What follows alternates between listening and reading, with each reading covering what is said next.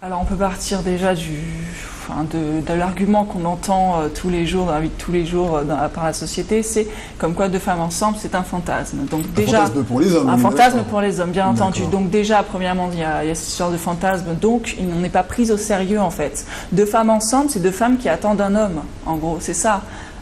Nombre de fois, non mais c'est vrai, nombre de fois où je suis sortie, voilà, nombre de fois où je suis sortie, donc accompagnée de ma compagne, en boîte, rien que de danser ensemble, ils ne supportent pas, ils nous séparent de force. Donc il y a aussi de l'homophobie par rapport à ça, mais c'est sûr moins marqué. Donc il y a cette histoire de fantasme derrière qui n'acceptent pas qu'on leur dise non.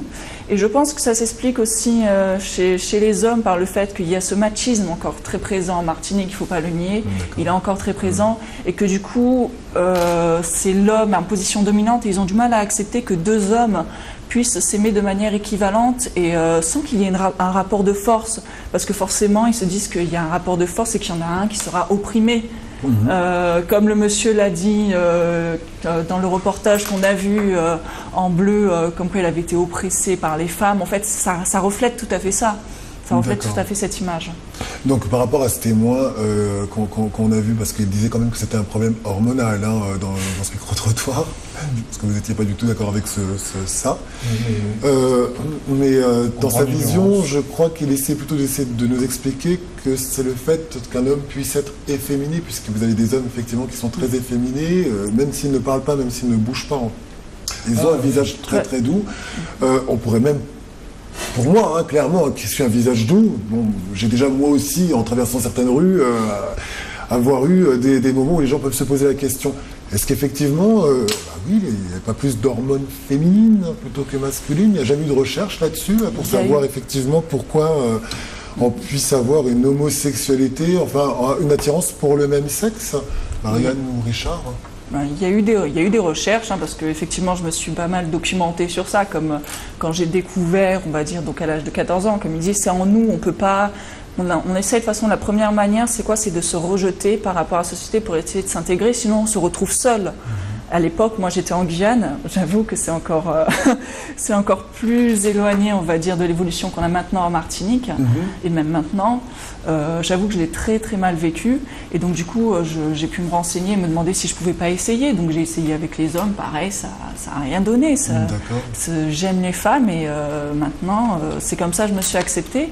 Et donc cette histoire d'hormones, pour avoir vécu aussi en métropole et avoir fréquenté le milieu homo en métropole, je peux dire que c'est pas une histoire d'être plus féminin pour les homosexuels. Je dirais plus que on a tous cette part de filles et garçons en nous de toute façon. Elle est répartie. On va dire, pour pouvoir aimer une personne, il faut savoir accepter sa part de féminité, sa part de masculinité. Après, il y a certains stéréotypes qui demeurent dans le milieu, c'est comme ça permet aussi de mieux s'affirmer. C'est comme on voit ici, bon, c'est à peu près à part, il y a un stéréotype dans les couples lesbiens, il y a une fille féminine et une fille masculine. C'est vrai qu'ici ça persiste, ce stéréotype, mais on pourrait l'expliquer dans le fait que, comme je disais, il y a toujours ce machisme, et même on voit, c'est pris exemple, c'est dans les couples hétéros, où c'est le bad boy avec la fille un peu super sexy. Et c'est le même stéréotype qui est pris par les jeunes donc homosexuels, et qu'on voit. Et puis ça permet aussi de mieux s'affirmer et de pas, on va dire, être agressé dans la rue aussi, parce que qu'on soit homo ou hétéro en tant que femme, on se balade dans n'importe quel endroit de Martinique, on se fait draguer gentiment peut-être, certaines fois, mais la plupart du temps, dès qu'on dit non, ça insiste.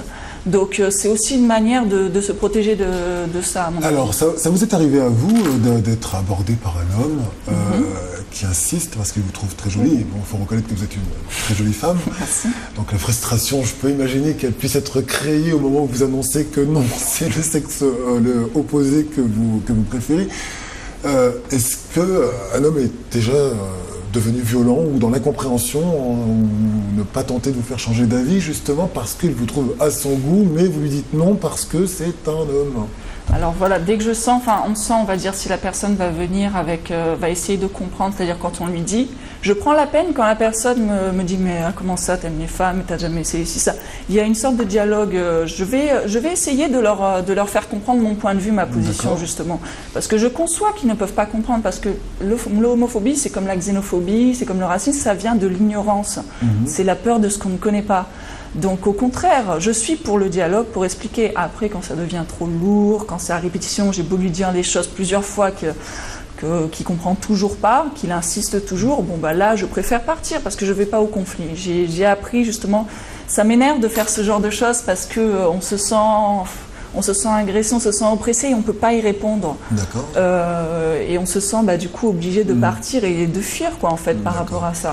Et vis-à-vis des autres femmes, quel est leur regard sur vous? Si vous êtes déjà, vous promenez avec votre conjointe, entre guillemets, main dans la main, comment se passe la vision des femmes? Est-ce qu'elle est aussi agressive que...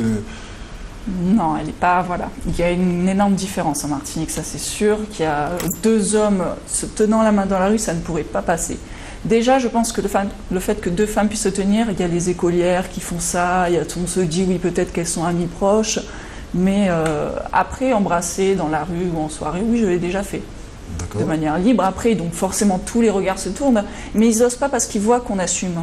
Je pense qu'il y a l'homophobie aussi vient quand on est dans la phase de mal-être et que les gens sentent qu'il y a quelque chose qui cloche, qui ne va pas parce qu'on se rejette soi-même tout autant.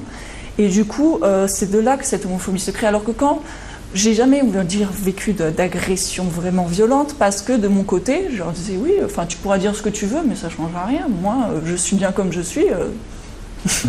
Donc il n'y a pas de problème, ils le sentent. Donc après, c'est sûr qu'il y a la phase d'acceptation. C'est pour ça que on sait qu'ici, dans la famille, bah, comme il a expliqué, assez traditionnel, c'est assez dur avec la religion très présente. Les jeunes, notamment, ont du mal par rapport à ça. Ils sont obligés de partir. D'ailleurs, on voit hein, tout le milieu carrément des jeunes partent pour revenir ensuite. Donc c'est à ça qu'on voudrait répondre avec l'association qu'on va créer, à ce mal-être, essayer de créer ce dialogue. Alors vous-même vous êtes assez militante, hein, on l'entend dans vos discours, etc. Donc on voit effectivement le vécu aussi de votre côté. Vous avez tourné un clip assez provoquant qu'on n'a pas là hélas malheureusement, qu'on essaiera d'ailleurs de se procurer puisque je crois qu'il est diffusé sur notre chaîne d'ailleurs. Un clip où effectivement le chanteur vous drague, il chante effectivement. Il drague, oui, votre copine entre guillemets. Hein, et vous êtes là, vous débarquez dans le clip, il vous regarde vous, il a l'impression que c'est vers lui que vous venez, vous vous dirigez d'ailleurs vers la fille qu'il visait entre guillemets et vous l'embrassez. En pleine rue de Fort-de-France. En pleine rue de Fort-de-France. Donc, est-ce qu'il y a une volonté de vouloir être un peu provoque, d'imposer aussi? Non, au contraire, c'est justement c'est pourquoi j'ai accepté de faire ce clip, parce que quand on m'a contacté, on m'a dit déjà ce qui est bien, on va dire, dans ce clip, c'est que ça reflète aussi la nouvelle Martinique, parce qu'il y a une histoire de métissage de gens que j'ai accepté, que j'ai aimé, et j'ai aimé l'esprit du chanteur, dont Youngi.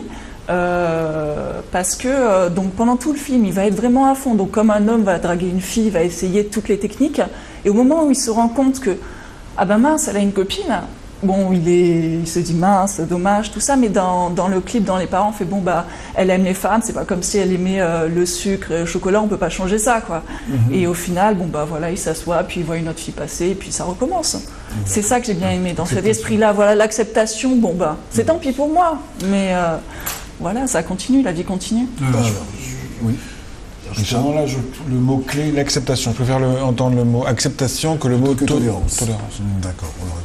Alors, vous n'êtes pas les seuls à lutter à l'heure d'aujourd'hui. Il y a beaucoup d'autres personnes qui luttent à leur manière, des personnes aussi connues, puisque nous avons eu la chance d'avoir l'ex-membre des J-Squad, Gérald, qui avait fait son coming out il y a quelques années, qui a accepté pour nous d'enregistrer un message, puisqu'il ne peut pas être présent vu qu'il est aux États-Unis à l'heure où je vous parle, a accepté un message effectivement où il donne son point de vue par rapport à la violence homophobe.